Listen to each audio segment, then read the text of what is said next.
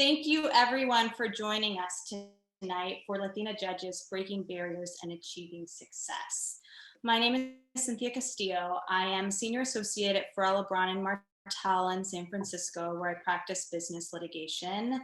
And I'm a board member for San Francisco Raza Lawyers Association. I'm joined tonight by Yolanda Torres of the law firm of Yolanda Torres, who will be co-moderating this panel with me. Yolanda is the immediate past president of the Orange County Hispanic Bar Association, and she's a board member for the Orange County Bar Association. I'd like to thank the organizations who have made tonight's event happen. This is the third in a series of events put together by Latinx bar associations across the state of California, working together to reach a broader audience. And to save time, I'm not going to list, or I'm not going to name all 20 organizations here because that would take about 10 minutes. So we will put their names in the chat feature so everybody can see which organizations are participating. We have a diverse group of people in attendance for this presentation, from high school students to young attorneys to judges, and every step in between. So I want to thank a few special people who were instrumental in making tonight's event happen, and to spreading the word to communities who may not have ordinarily been on the Bar Association's lists. So I want to thank Trudy Lewandowski, the Executive Director of the Orange County Bar Association, Robert White, the Executive Director of the California Minority Counsel Program, and John Islas, who is the Region 18 President of the National Hispanic Bar Association. This is going to be a panel discussion with judges, with five distinguished judges who I'll introduce shortly. We encourage questions, and you can insert any questions into the Q&A button as we go through, and we may stop and interject and ask questions throughout, or we may ask some questions at the end, but feel free to use the chat function. I'd also like to encourage everybody to introduce themselves in the chat function. I know that it is difficult during this time to network and meet other people, and so it would be great to see who's attending and where you're from. So if you would like, please insert your LinkedIn bio, email address, name, your title, and any information you'd like to submit about yourself. After the panel discussion, we will have an optional Zoom meet and greet for people who are interested in talking to others who were part of this panel discussion. We will share the Zoom link for that after the panel is finished, so be on the lookout for that. And so I think that those are all of the logistics that I had to get through. So let's get on to the main event, which is the panel discussion. So before we do that, I'm sorry to interrupt Cynthia, but if I could make some comments on behalf of the California Latino Judges Association. Yes, I was just about to get that. So go ahead. Judge Macias is going to make some introductory remarks. So please go ahead, Judge Macias. Thank you. First of all, good evening, everyone, and thank you for joining us. The California Latino Judges Association was founded in 1996, and we represent Latinx bench officers throughout the state, both judges as well as commissioners. Currently, we represent over 200 bench officers from Butte County to San Diego County. CLJ recognizes that a diverse bench promotes equal protection of rights and also access to justice for all. We want you to consider the possibilities of becoming a judge or a commissioner. CLJ has a judicial endorsement committee, and if you receive our endorsement, we will assist you both in preparing for your Jenny interview, as well as preparing for your interview with a judicial appointments secretary. And also you will have a letter of support from the California Latino Judges Association. We do have a website, and I invite you to reach out to us. Access it through calatinojudges.org, or you can email me directly, which is cljapresident@gmail.org. I want to thank Ray Manso, Yolanda Torres, Cynthia Castillo, the La Raza Lawyer Bar Association, and all the other Latinx bar associations for helping to bring this event together. We hope that you find this program informative, entertaining, and inspiring. Thank you. Thank you, Judge Macias. So now I would like to introduce our panelists for tonight. We have the Honorable Yvonne Gonzalez Rogers of the United States District Court for the Northern District of California, the Honorable Susan R. Bolanos of the Superior Court of San Francisco County, the Honorable Patricia Garcia of the Superior Court of San Diego County, the Honorable Elizabeth G. Macias of the Superior Court of Orange County, who just spoke, and the Honorable Connie R. Quinones of the Superior Court of Los Angeles County. Now, I could go on and on about each one of these judges' bios, and to make sure that we give each judge an adequate opportunity to answer questions, I'm not going to get into their bios, but I'm sure you will be hearing more about their distinguished careers in this panel. So with that said, I will turn it over to Yolanda to start asking questions. Thank you, Cynthia. So let's start out with the breaking barriers component. I'd like to hear, and we'll go down the list or go down the judges. As far as my first question is, I would like you to describe an obstacle or barrier that you faced early on in your career, and how did you overcome this obstacle or barrier? We can start with Judge Garcia. Okay, good afternoon, everyone. It's a pleasure to be here. And so in answer to your question, I had two major challenges throughout my career. They were pervasive throughout my career. One is what I would call an inner type of challenge, and the other an outer type of challenge. And that was, let me start with that one, which is the outer. And that was how to balance parenting and career, or family and career. I started out the practice of law without children. And in my third year as a lawyer, I had my son, the only child I had. And so prior to his birth, I was working late hours till 7, sometimes 8 o'clock at night. So when he was born, it was not an option anymore. I had to curtail that. And so what I noticed pretty much right away is that going home at a decent hour, like 5:30 or 6, and making dinner and engaging with my son and putting him to bed really did not allow me to do any work after that. I was just too tired. So what I did to deal with what I considered this to be a really big obstacle in the beginning, was to change my sleeping habits completely. So I decided that when I left work, I was going to be done for the day in terms of my work, that I was going to go home, interact with my son, have dinner, be relaxed about my engagement with him and putting him to bed. And so if he went to bed at 8, I would go to bed about 8:30. And I would get up at 4:30 in the morning. And I had slept my 8 hours, and I was in a really good, I had really good energy. And I had several uninterrupted hours that I could put into work before my son had to get up, and I had to go through that routine and get to work. So that is something I did throughout the rest of my legal career as a lawyer. I worked those hours. I continued to work those hours on weekend.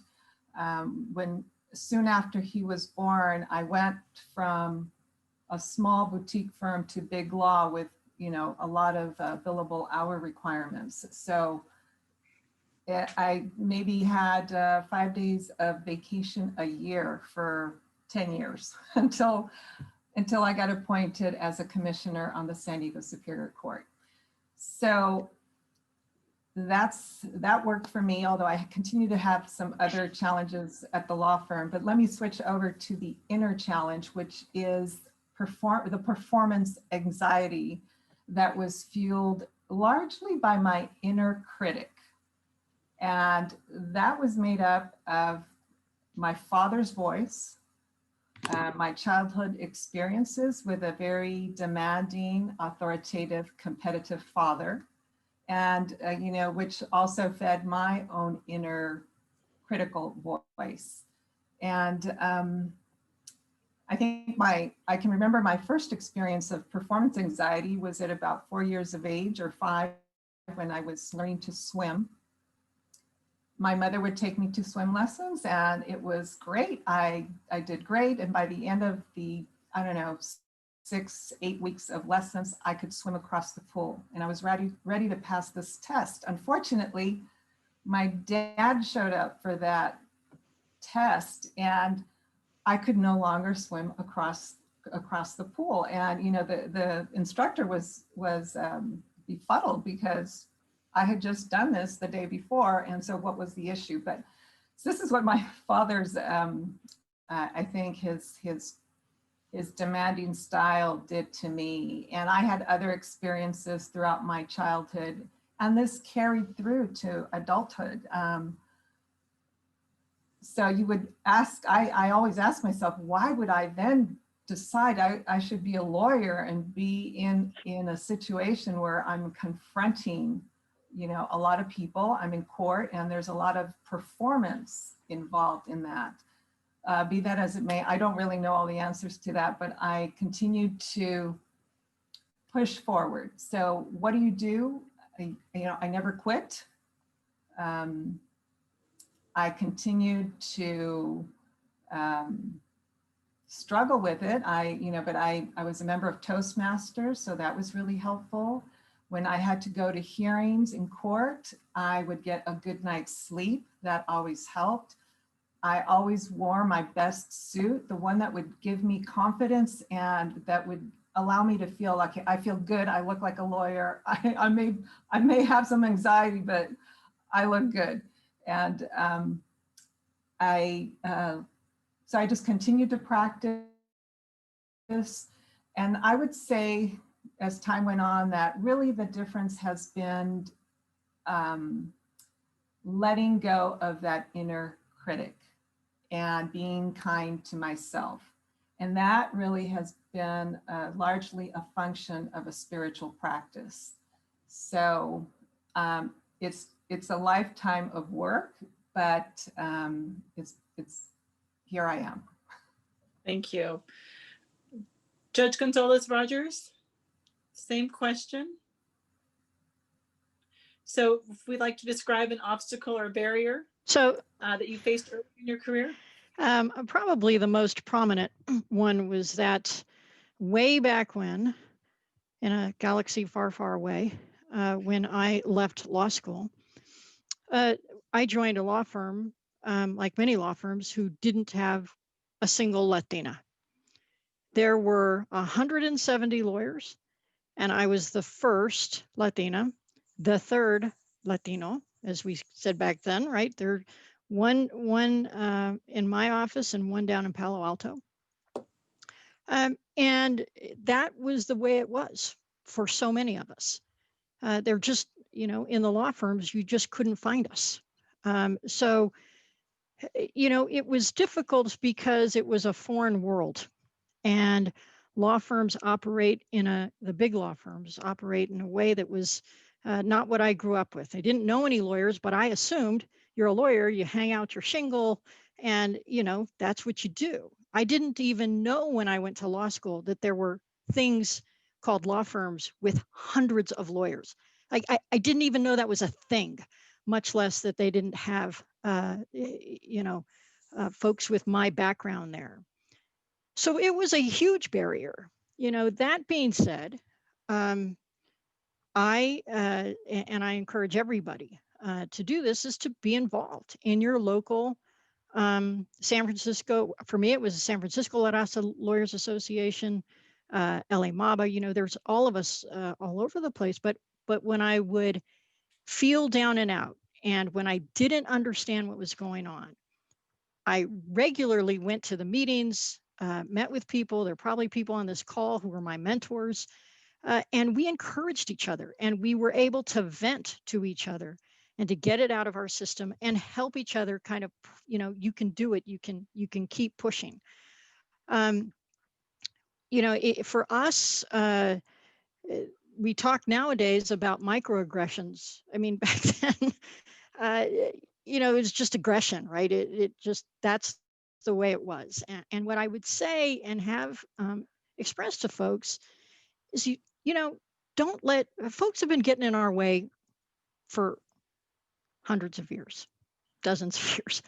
Don't let them. Like it's just not a thing for me. I'm just not. It's enough is enough. I wanted to, break through. There had not been in any major San Francisco law firm a Latina partner ever elected. It was ridiculous in my view. And so I spent my career wanting to do what I needed to do to say, that's not going to be a thing anymore. So it's, and here we have, lots of lawyers in all of the major law firms. Do we need more? Absolutely. Do we need more partners? Absolutely. But we need to support each other. And certainly back then, my mentors were primarily men, because there weren't any Latinas in the major law firms that weren't my own. So we want to bring up everyone, not just people in our little backyard. And like I said, I think for me, the main kind of frame of mind was going to be that I wasn't going to let someone take away something that I thought was important. So having that really positive, you go out and do what you want to do and get what you want to get, and don't let anyone stand in your way kind of mentality. It works, believe it or not. Thank you. And Judge Macias. Thank you. So I think I'm going to first start with how I overcame it, because it sort of is telling of my story. I learned early on to not let others define me, but to define myself. Because I often felt that if I let others define me, I was just the gardener's daughter that wouldn't amount to much. I think that my challenges started early on, not just in law school and not just in my career, but just growing up in a community where, poverty was an everyday struggle, where lack of having parents who have an education and a community that is able to guide you and provide you with role models, you didn't have that. And so, I often ask people when I speak, and especially to students, to introduce me as the gardener's daughter. Even though my father is retired, it's the way that he put food on the table and he kept a roof over our head. And I'm very proud of that. The fact of the matter is, I think that it's an example of what hard work, support, and opportunities will do. And I think that because I didn't know anybody that had a career, I remember career day and asking my mother to take me to the thrift store so that I could, find something nice to wear. And the teacher asking who I was. And I said, well, I'm the school receptionist, because she was the only one that was Latina and that I could see was different from anything that I saw within my own family and within my own community as someone who was a professional. So you start to have those struggles early on. It's not just in law school, and it's not just once you've passed the bar and when you start to look for people that will help you with your career, but it starts early on. And so that's why I think it's really important in terms of overcoming those barriers is to learn to define yourself. Don't let others define you. And the other part of that is to not give up. I often say that the struggles that I had as a child are the struggles that fuel me, so that every day when the chips are down or when I feel like I have no more energy and I have nothing more to give, it's what keeps me going. And I think that that's what sets us apart from a lot of other people that have had the privilege of not having those struggles. Excellent. Thank you. Judge Quinones. Good evening, everybody. I'm so happy to be here. I'm very honored that you would consider me to speak with everyone. The barriers, there's so many barriers when you're the first in everything. Being the first college graduate, the first law school graduate, the first lawyer, and now the first judge, there's a lot of barriers. I think the biggest one when I was a young attorney was not knowing how to navigate in the legal world and not knowing how to make connections in the legal world to help you along the way. Luckily for me, I was a part of the largest public defender's office in the country, the LA County Public Defender's Office. And there's a lot of support within the office itself. And the people and the friendships that you encounter and generate help you get through a lot and help you navigate through difficult days with difficult cases, with difficult lawyers on the other side and difficult judges who, without, for lack of a better word, who beat you down. And as a public defender, those were a lot of barriers, not knowing how to navigate. And I liked Judge Garcia's comments about being a parent. I was a parent early on as a lawyer, and that came first. Being a mom was everything. And my family comes first. But at the same time, I was a great lawyer. And that was my goal, to be a great lawyer and a fantastic mother. You can do both. Some people ask, well, how? You can. You set your priorities. Now, I was not that social person with the office, going out with other lawyers, socializing with judges, being active in bar associations, but I did everything in my community for my children as they grew up. So the barriers were not knowing how to navigate, not knowing any judges, not knowing any lawyers, not knowing what to expect, being a professional and having to get there. And early on, I know people find it hard to believe, but it was really hard to talk to professionals who were well established and who had generations of family members, friends, etc., who were lawyers, who were judges. I had nobody.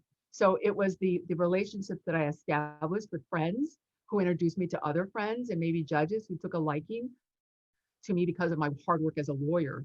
So there's a lot of barriers if you don't reach out. So overcoming the barriers were reaching out and going out of my comfort zone and talking to people who I thought were different from me. But you know what? They weren't any different. We're all the same. And we belong here.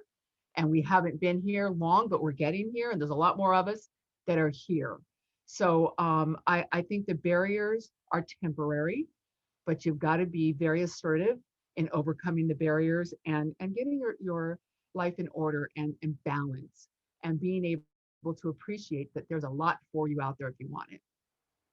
Thank you. And Judge Bolanos?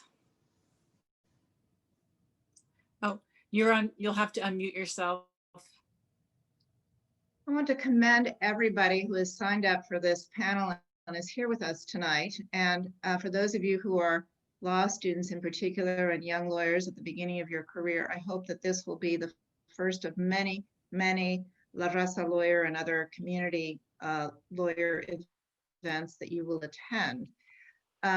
Like many of us here, or many of us who are on this panel, I was the first in my family to become a lawyer. And so I didn't know lawyers growing up.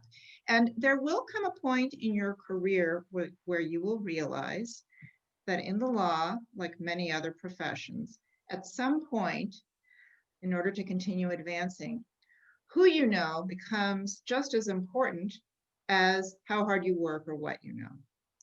And for that reason, having mentors, having community support, being well connected to other members of the profession is critically important.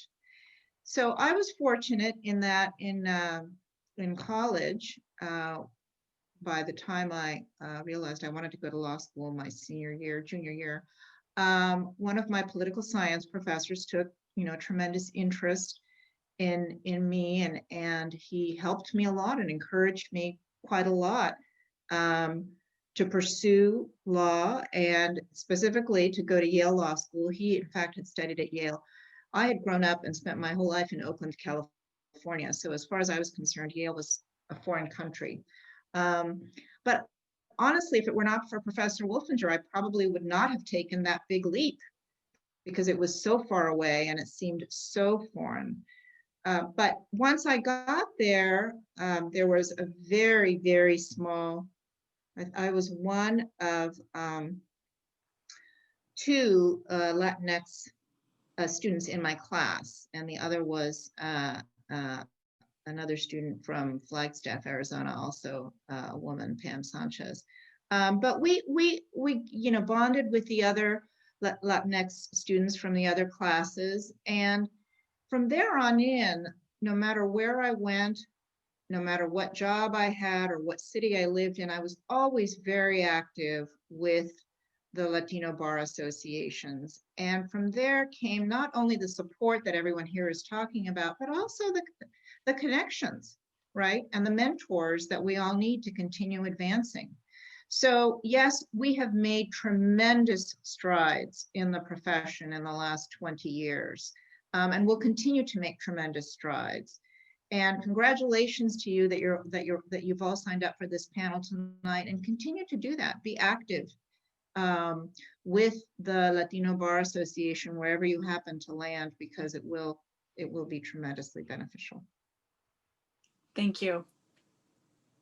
Judge Gonzalez Rogers mentioned microaggressions and flat out aggressions. And so I want to ask, have any of you experienced a time where you were treated differently, either because you were a Latina or a woman, and how did you respond to those situations? I'll start with Judge Gonzalez Rogers, since it was your microaggressions comment that prompted this.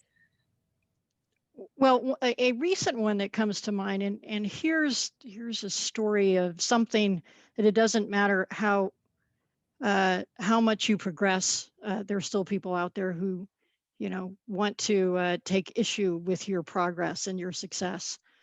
I had been elected, the first Latina partner, along with one other, in San Francisco. I was a sitting judge on the Alameda County Superior Court. And when I was convinced by a number of people to put my name in for the federal bench, and was actually being looked at pretty seriously by Senator Feinstein, I had an interview with one of these groups that does their evaluations.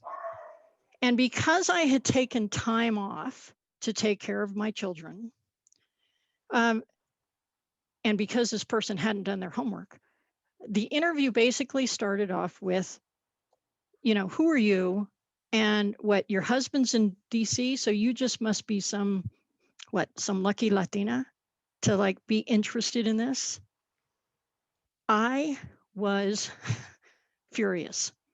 I was furious to have someone challenge all of these successes with the notion that somehow, because my husband happened to be working in Washington, D.C. for the new administration, that all of that somehow disappeared and was meaningless. So what did I do? As a judge, you take all those emotions and you bury them deep so no one knows how angry you really are, and you get through the interview. And then I worked, as I usually do when I'm confronted, I just worked so hard to make sure I was prepared so that nothing like that would ever happen again during this confirmation process that's pretty grueling to become a federal judge. But it was really taken aback that somehow it's never enough, right? And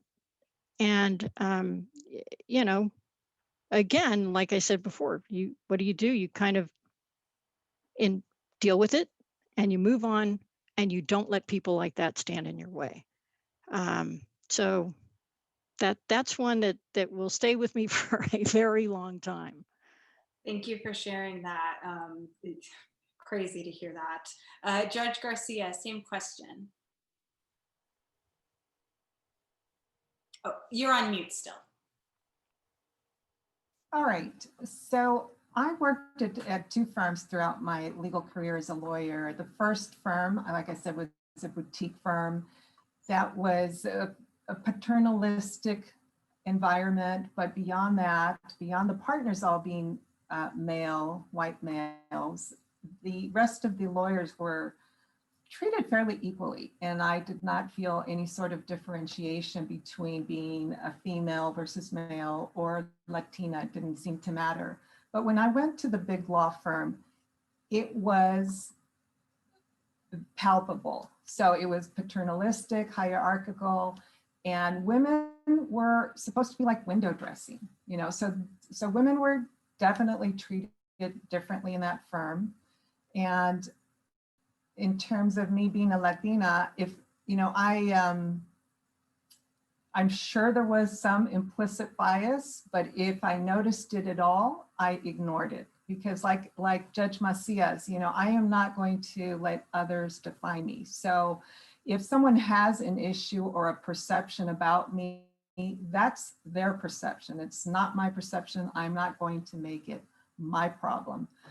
And who has time? I mean, I was busy, you know, working on the motion, building my career, building my reputation, and trying to be a good mother and balance all of that. So I didn't have time to deal with some of these issues. The other women partners at the time, I know we're dealing with the male-female inequalities within the firm, and that was great. But like I said, I tried to make my own narrative, and I took responsibility for my own position. And what that translates to is an attitude. And the attitude says, I belong, okay? Mm-hmm.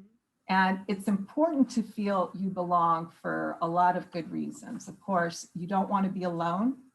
And the law is a very stressful environment, and being supported and feeling supported is kind of a guard against that, a protection against all of that stress. And then of course, when we do feel supported, we tend to do our best work, and maybe we're not so afraid of failing, and we know we're going to fail sometimes. So it's really important to belong, right? How do you develop that feeling or that attitude? Well, this is what I did. I aligned with all the women in the firm. I made sure I had ongoing relationships with them. I developed relationships with all the other male attorneys in the firm, all my peers, and we'd go to lunch often, so I connected with them. And then, of course, I developed relationships with all of the staff, which, as you may know, are mostly people of color, or a lot of them are people of color. So from, you know, the valets down at the building at Symphony Towers to the paralegals and secretaries and maintenance and HR to the clerks and bailiffs at the courthouse. I mean, I developed all those relationships. And for me, going to work or to court every day was showing up like to be with family, because they're all my people, you know, all the staff, and then all the people, the lawyers that I connected with, they're my support. So I think that was eminently helpful. And when you're amongst family, and when people know who you are, they know your name, and they like and support you, other people take notice. The partners take notice.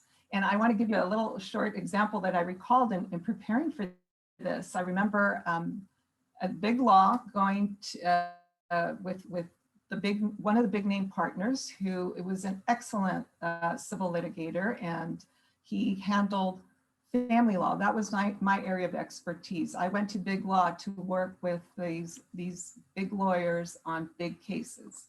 And we were going to family court. So we walked to the courthouse. At that time, the building was right around the courthouse, and he carried the litigation back to the court. We get to the court. The bailiffs know my name, the bailiffs at the entryway. We get into the courthouse, and I see lawyers, and we're all saying hello, and we go into the courtroom, and the clerk knows my name, so does the bailiff. And it's not that the partner I was with isn't known. He just doesn't go to court as often. So he, you know, people weren't gravitating to him. We have the hearing, and we finished the hearing, and the partner starts to walk away and there's the litigation bag. And I'm like, oh, I guess he wants me to take the litigation back with us. So I pack it up and I'm like, okay, here we go. And that's, to me, the message he was sending was, look, I'm the big cheese and you're not, so you carry back the litigation bag. But I tell you that I think he also did get the message, because I didn't carry the litigation bag for long. I wasn't going to be doing that for long. I think I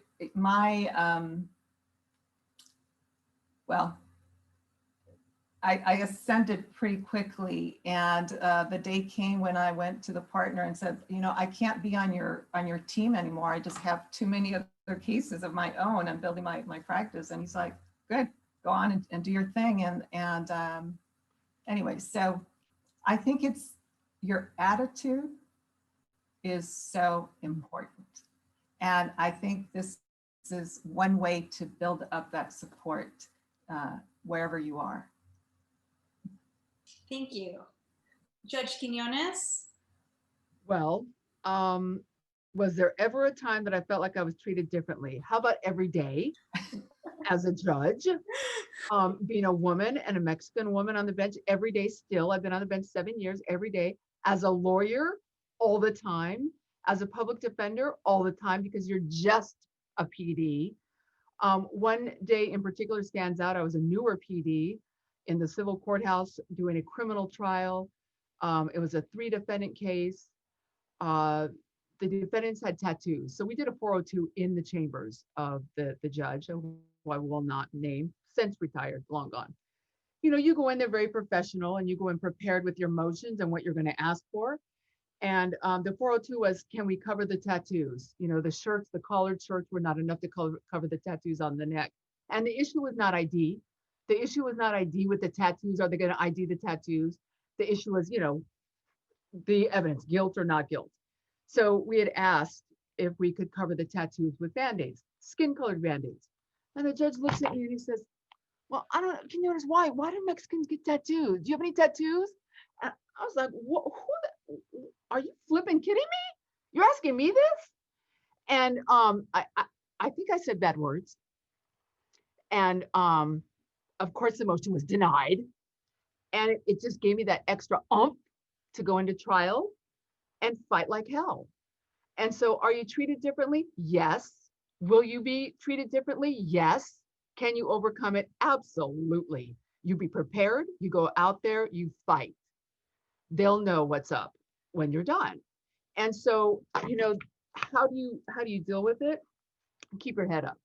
You keep your head up, your shoulders back, be prepared, walk out there with pride and keep walking. You keep doing your job strong and hard, and they'll get the message.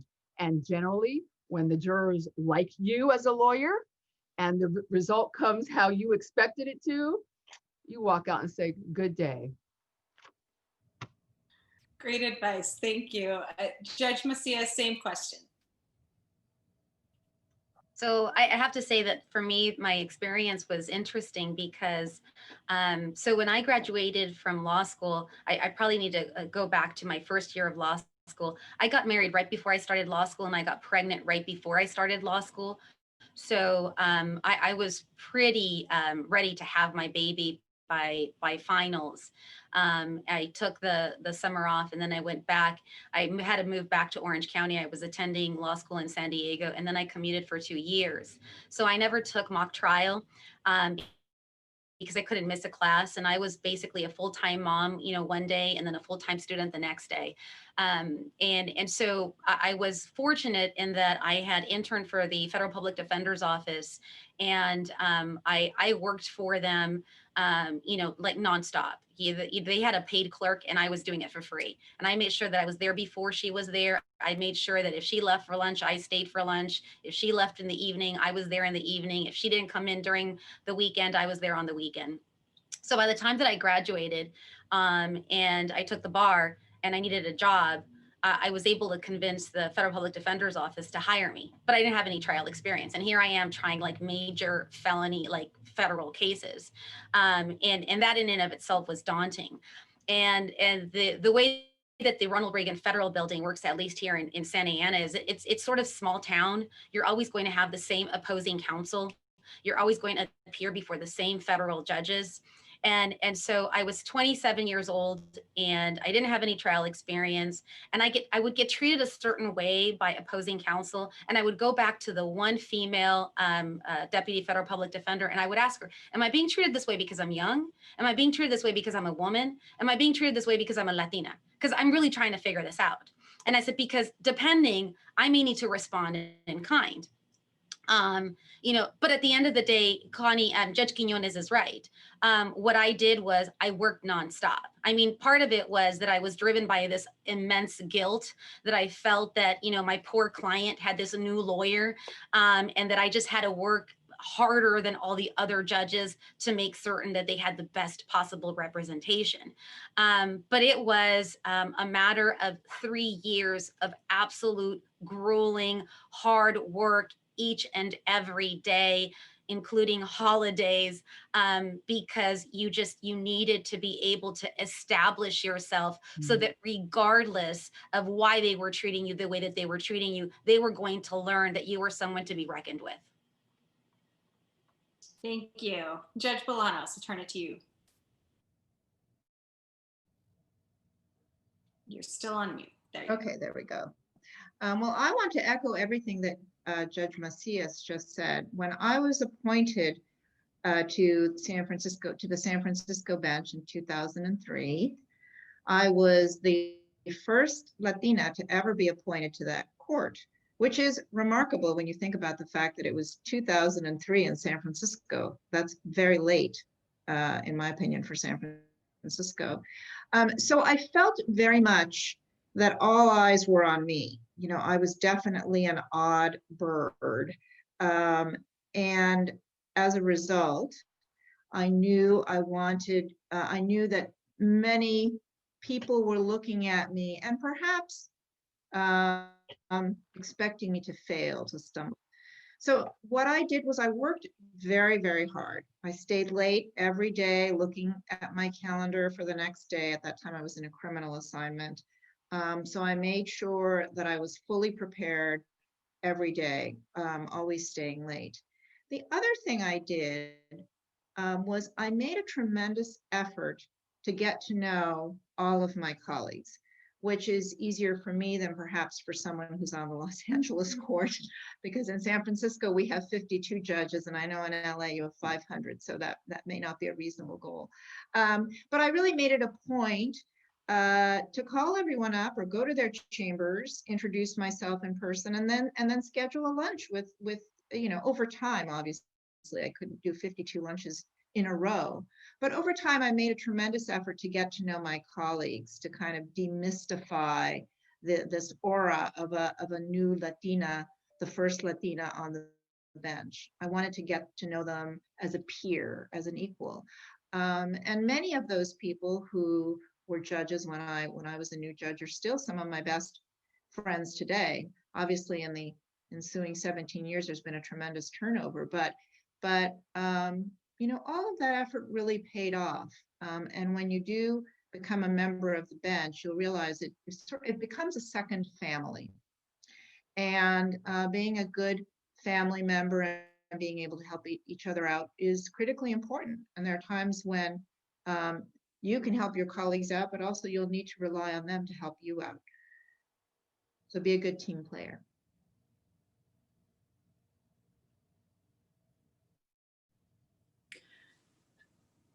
As far as breaking barriers, I'd like to move on to a last question where at any point in time in your career, have you felt like an imposter when we look at the imposter syndrome? If so, what, if anything, have any of you done to overcome these type of feelings? And I will start with Judge Quinones, since it looks like you're not on mute. So. Oh, sorry, I didn't know. And you don't have to be on mute. You seem ready. That's a great question. And I thought about that when I saw the question. It's a great question because yes, you feel like an imposter, you feel like you don't really fit in. But then in a minute, when you're there and you learn the people that you're dealing with and you're learning that they are the same as you get over it really quickly. You learn that there's a lot of know-it-alls that have a big mouth that say a lot of things and try to intimidate you. You learn that there are a lot of people who are not prepared and you are over-prepared. You learn that you are there right where you need to be. So do you feel it? Yes, I felt it. And I felt it because I didn't know any lawyers. I didn't know any judges. I just didn't know how to navigate it. But once I got my foot in there, then the other foot in there, and started doing the trials and conducting the interviews and interacting with the colleagues and the people across the aisle, the district attorneys, you lose that real quick.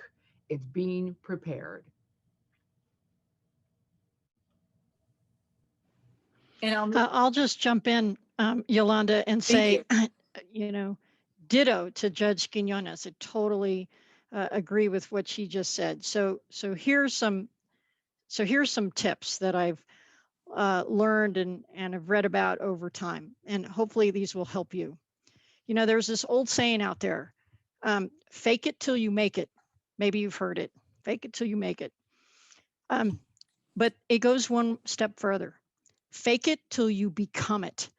At a certain point, if you're faking it enough, that's the confidence that and it's confidence based on preparation, which is what you were just said, which we're just told. You can become that. And it is in fact true.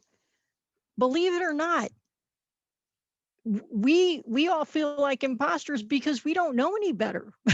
But you get in there and you are in fact just as good as everybody else. It's interesting. There's a statistic that talks about when there are employment opportunities, white men will apply for something for which they are about 60% qualified. Women, minorities, unless they feel 80 to 90% qualified, they don't apply. That has to change. Take the leap, and go in there with confidence and do your homework and prepare, because you know what? When you get there, you're going to find out that you can do that job, whatever it is.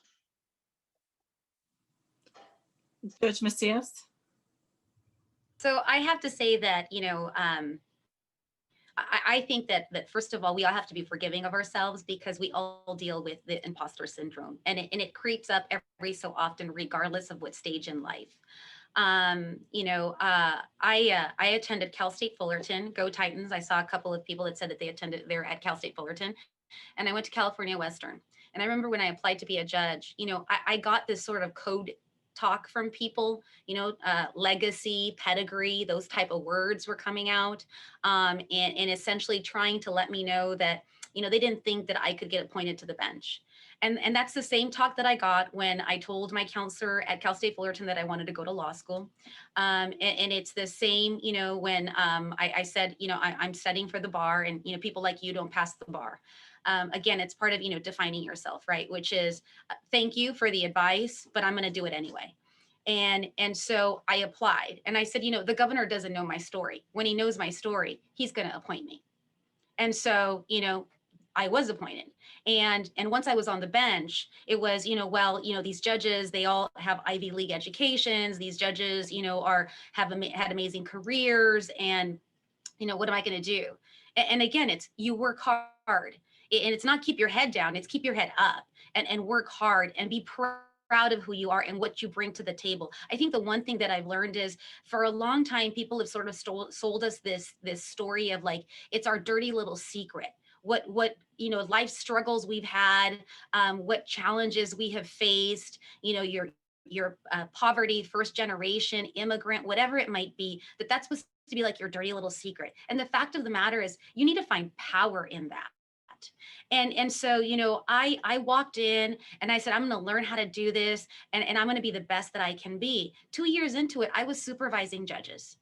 And again, why is that? It's not because I'm amazing. It's because we all have it within us. We just have to know that the struggles that we've had, when we channel them and then we take on, that imposter syndrome and say, okay, I'm having a moment where I have fear and I think I might not be able to do that, channel it into working that much harder. Thank you. And unless Judge Garcia or Judge Bolanos would like to answer this, I think we want to move on to the next question to save some time. Cynthia? Sure. So we have some Q&A questions that we got through the chat. And so I'd like to open it up to any judge who wants to answer this. But we got one from an aspiring first-generation Latina law student who wants to know your approach to legal networking and how do you stop viewing networking as something transactional and make it something that's real and that's beneficial. I'll open it up to anybody, any takers? I would say join at least one legal organization, whether it be MABA, whether it be Latina lawyers, whether it be any of there's so many women lawyers, there's so many organizations. Then latch on to one person. All it takes is one person that can open so many doors for you and give you some guidance, introduce you to others that have common interests and or can guide you even more in a more focused way if that one person isn't there. Just join one organization and meet one person. It will open doors to many more introductions. And this is a project that we're taking on with the local law schools in terms of encouraging the law students to come out to events with the bar associations and having a mentor that will help them, that will be their liaison, that will introduce them to somebody else. Because sometimes just, standing next to someone else, when that person already knows people in the room and they come over to speak to them and they're able to introduce them. I've often filled that role for someone that I see for the first time at a bar event. And I'll say, hey, I haven't seen you before. Great to have you here. Come with me and I'll introduce them to somebody else. And I'll say, can you please take care of this person? Can you make certain that you introduce him around the room so that he feels comfortable? Mm-hmm. I think it's really important for those of us who are lawyers, currently participating in this program, please, when you see somebody that's new, take that project on is in welcoming that person and being a liaison for them, because I think it's really important. And I would suggest you also go one step further than Judge Quinones. It's not just our community, right? It's the major bar associations too.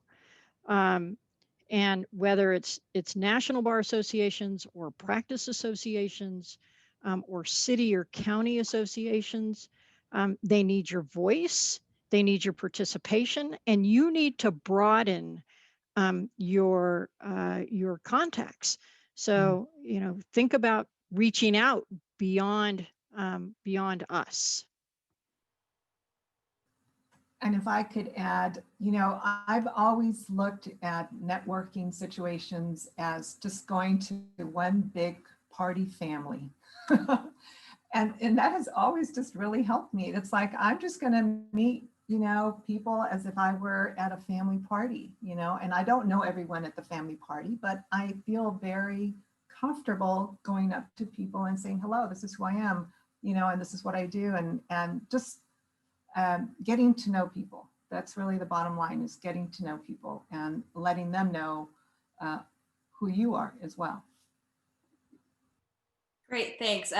One thing I want to remind people, I mentioned this earlier in our panel discussion, but we are going to have a post-event meet and greet. It's a separate Zoom link, which I sent through the chat, but at 6:15, once we're done with this, anybody who still has time and wants to stick around and meet some other people who have attended this panel, I encourage you to join. I will send the link one more time.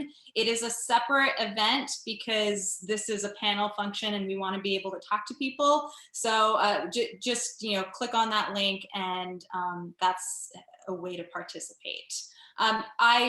I know we are running low on time. There are so many questions and so many wonderful judges that we have only so many questions. Yolanda, do you want to go for one last question?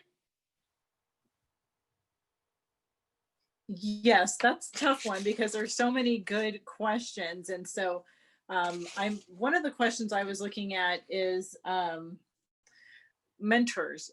I want to know who your mentors were and who sponsored you early in your careers, and how did you find and develop these relationships? And we can start with Judge Macias. So I was very fortunate because I didn't really have any mentors through law school. But once I started at the Federal Public Defender's Office, I met this amazing Latina, Sylvia Torres Guillen, and she took me on as her mentee. And she was someone who, if I was in trial, she'd say, come over to my house, and we'd work on the weekends, and we'd prepare my opening, my directs, my crosses, my closing.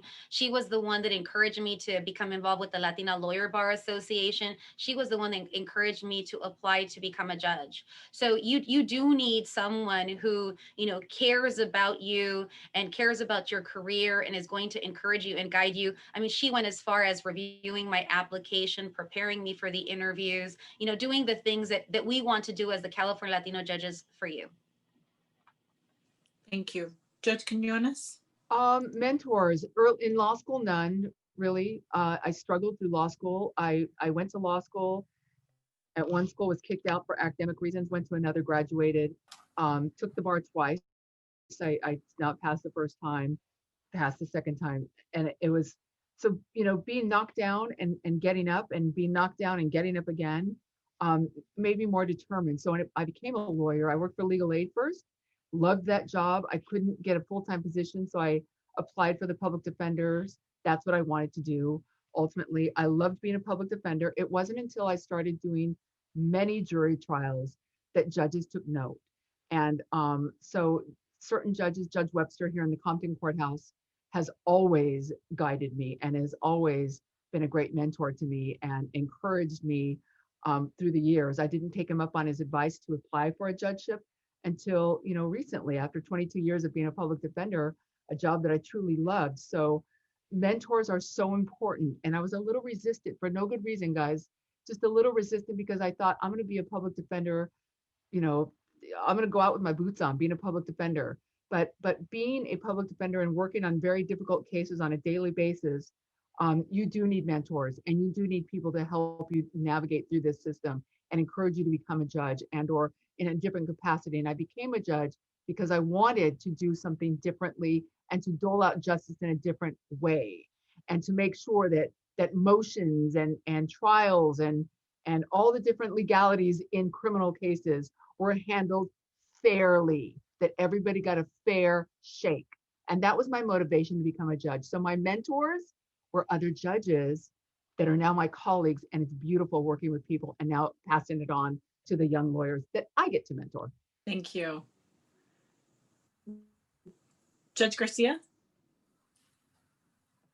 Yes, as far as mentors, I can't recall having any, but I've never been shy about reaching out to people and talking to people, whether it was in the firm or outside the firm, about any issues that I'd had. I tend to gravitate to other people of color because I feel just a little bit more comfortable letting down my guard and being completely vulnerable. But anyway, I reached out to people, and as far as a sponsor, that is really something that is quite surprising. It surprised me that my sponsor was the partner I worked for in the first law firm that I started with. It was a boutique firm. And he was a white male. Oh, my lights are going off, sorry.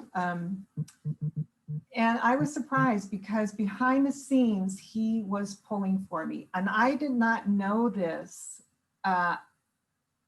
from the get-go, but I could see his influence throughout a lot of my career. So I worked at that firm for about 3 years. He got appointed to the bench, and that's when I made my lateral move to big law. but he made the introduction behind the scenes. Okay, and then when I was there and working big law, working a lot of hours, I really wanted to change my circumstances. A commissioner position came open. He also operated behind the scenes in encouraging me, supporting me. And of course, if you know, commissioners are appointed by the judges. So he had influence there. And it wasn't like something that he would talk about. He wasn't a very communicative person. He wasn't a warm and fuzzy. So I just happened to see how things fell into place and how he had influence. And he just really was very supportive throughout my whole career. So that was a surprise. And you just never know who is going to be there for you, actually. I learned going through the in the application process, I was surprised by so many people who came out and supported me, and that was surprising. So, and mine is very much like Judge Garcia. So at the law firm, remember there were no minorities, very few women, all white men who helped me and who gave me opportunities to work directly with clients and who promoted me to other partners. So my success was hugely in large part because of the white men who took an interest in my career.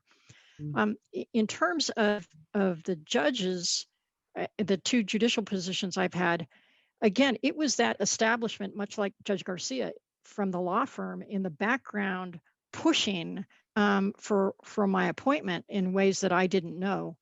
And then, and I think he's still on this call, Chris Areola, who spent decades working to put judges on benches throughout California, has been a thorn in my back for years, just pushing me to, to put my name in.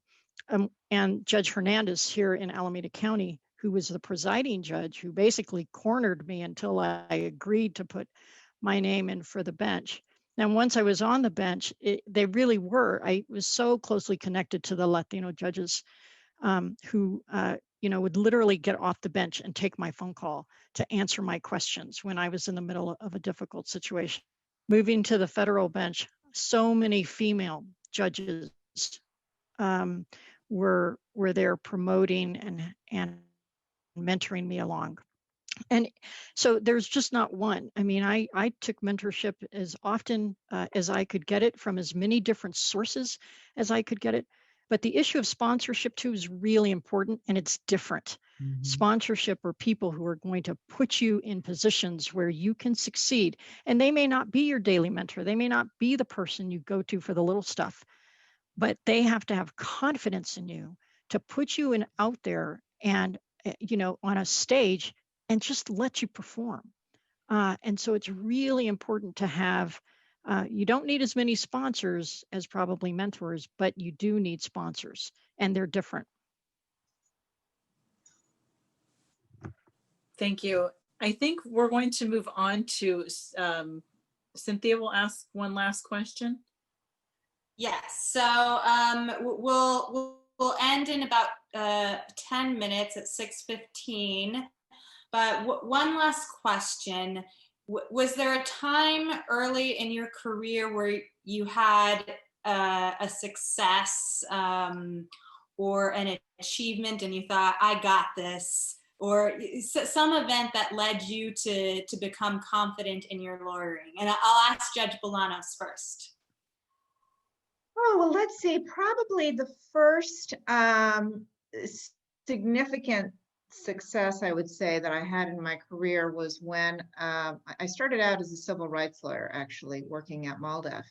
And during my work on the Civil Rights Bill of 1991, I got to know a lot of the staff that worked for Senator Kennedy.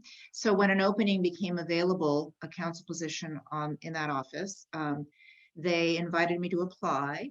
And ultimately, after interviewing with the senator, I was offered the job. And so I became counsel to Senator Kennedy and worked there for him for a couple of years. And that to me was a huge success because the Kennedy family is a family that I had admired, and frankly, that my entire family had admired for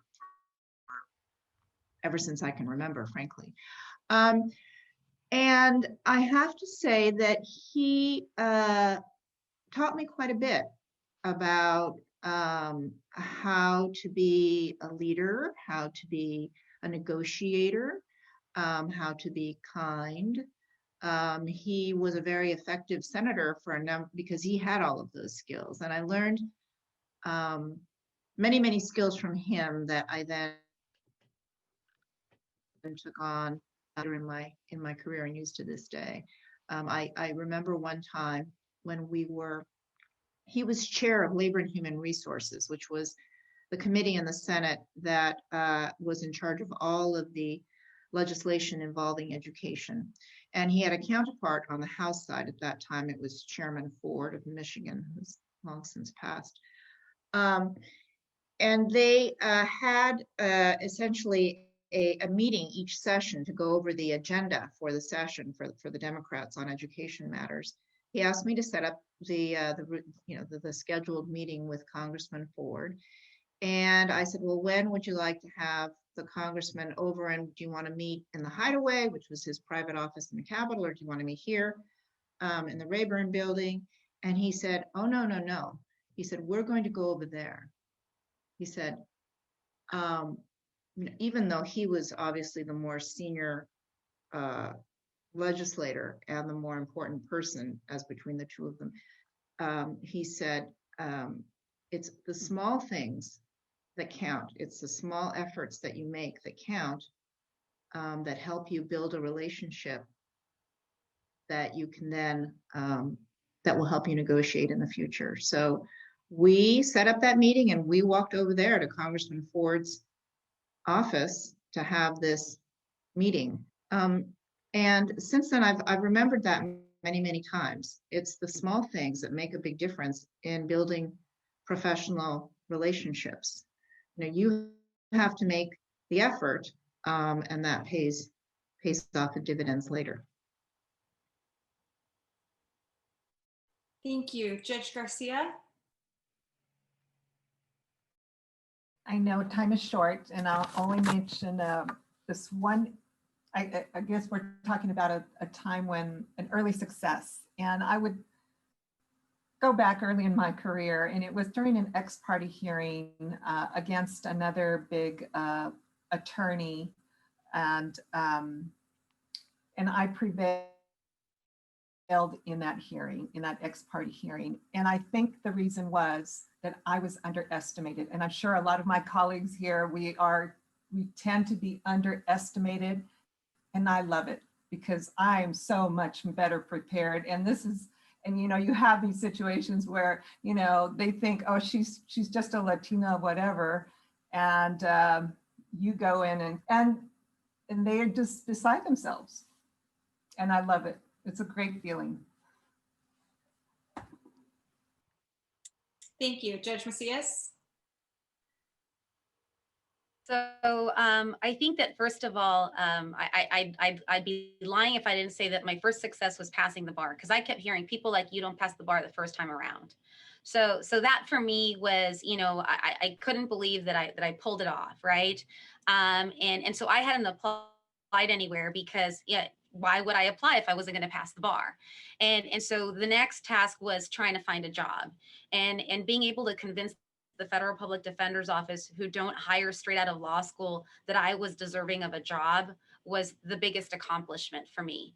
Because, the work that I had done when I was interning for them, when I was doing it for free, when I really needed the paycheck and I wasn't getting the paycheck, but I was doing the work, it proved that hard work matters. It proved that I was capable of doing the job. And so that for me was huge. And I will say that the last thing is, it wasn't something that I did, but it was something that my boss did. My boss was an amazing trial lawyer. And we were trying this big high profile case, had prepared for months. And I remember that when he was getting ready to present the closing argument, his hands were shaking. And it reminded me of the first trial that I had, where my whole goal was to get the styrofoam cup from counsel table up to my lips without showing opposing counsel that I was absolutely terrified.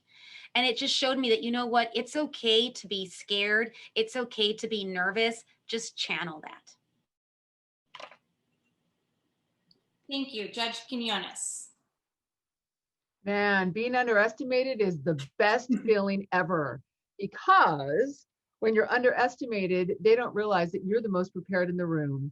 And when you're finished and they do prepare and they do realize how prepared you were, you know, the results speak for themselves. So don't take anything for granted. That's my advice. Please don't take anything for granted. Small motion, be prepared for it over and above.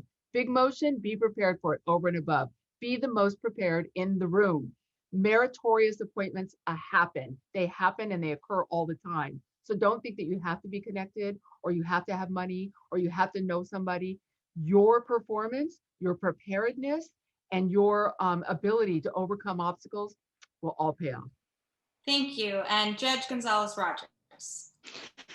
Well, frankly, I can't add too much more to what my colleagues have said. They have given you great advice. So let me close with this one thing, and I apologize to those from Northern California who have heard this little acronym of mine, but I like it, so I want to finish with it. And that is, you've heard so much today from us, and we are so delighted that all of you could be with us. And we, you know, the wonderful thing about Zoom is that here we are all together from all different parts of California and some outside of California, and yet we can all be together and learn from each other. You know, my path was really odd. No one could have predicted it. I don't suggest that anyone try to find it, given that, you know, I took time off and everything else. But as I reflected on why it was that so many people came and supported me and helped me, I came up with this little acronym. And the acronym is PIE. So it is dinner time, and I want everybody to go and eat a piece of pie, and maybe you'll remember what the acronym stands for. And it's this: passion, integrity, and excellence. Passion, because it doesn't matter what role you're in, civil, criminal, you know, immigration, whatever. We work so hard that you really need to love what it is you're doing, because if you love it, you will do it to its fullest. Integrity, it matters. Integrity matters. And if I hope many of you are going to apply to be a judge someday they're going to ask they're going to ask you for 75 references, if not more. I can't remember the number. But if you haven't acted as a lawyer with integrity, it will come back. It'll bite you professionally and personally. It'll eat you up inside. And excellence, I mean, you've heard it time and time again tonight. Excellence matters. Justice requires excellence. Your clients demand excellence. And if you want to get ahead, excellence will help open doors. So that's my acronym for you: PIE, passion, integrity, and excellence. Well, thank you, Your Honors, plural. We're greatly appreciative that you were all able to come together during these times. And I think it's telling that we had so many attendees and presence, and we'd like to perhaps continue on with more of bringing us together during these times. We can't thank you enough. And I would also like to end by saying that we should all reach out to our local bar associations, Latina Lawyers Bar Association, the California Judges, Latino Judges Association, our local Latinx Bar Association, so we can continue to come together and help and support each other during these times. So thank you so much. We're greatly appreciative for your time tonight.